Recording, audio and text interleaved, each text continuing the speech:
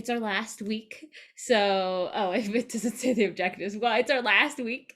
So we're going to be wrapping up all the work that we've done on our essays. I recommend that you choose it's like the safety on or target, and then reach school thing. But what I always heard is that you should do 3-3-3. So like 3 safety schools, 3 target schools, and then 3 reach schools.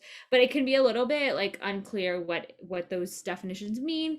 And for me personally, I think that you should, if you are somebody who like really wants to go to an elite school or like a top 20 school, really you should be concentrating a lot of your time, but we'll talk about that in a second, applying to those schools. And you can apply to more of those schools than the standard 3 recommendation. Going off of that, I believe that you should spend most of your time when you're researching different schools, you should spend the most of your research time looking for safety and target schools that you actually like, you would be happy attending, you can see yourself at, and then also looking for scholarship programs at these schools. So find schools that offer you a significant advantage that you have a pretty good chance of admission to.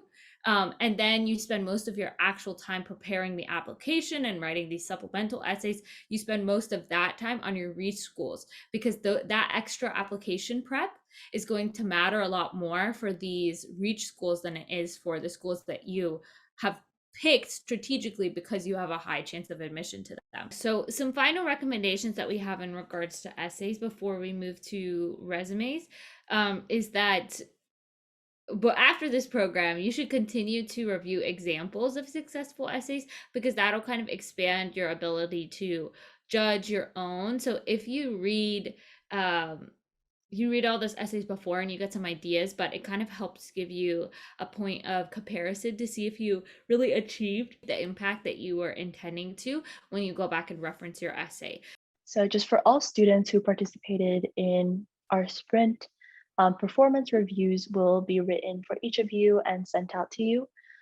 Each student should fill in our feedback form, which I think we'll distribute in the chat in a little bit. And coaches will edit the resumes if submitted before Wednesday, August 11th. So this is this upcoming Wednesday. So using all the tips and tricks and the formatting strategies that we just taught you today, please do start writing a resume if you don't have one already, and edit yours to kind of fit these different resume guidelines if you already have a resume.